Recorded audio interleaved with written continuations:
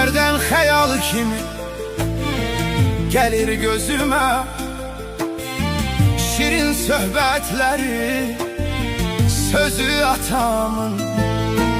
Vallah deyinirəm özüm özümə, çox vaxtsız köç etdi yazı atamın.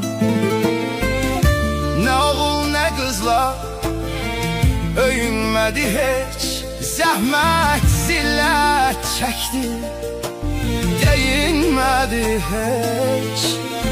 Görmədim təzəsin, geyinmədi heç.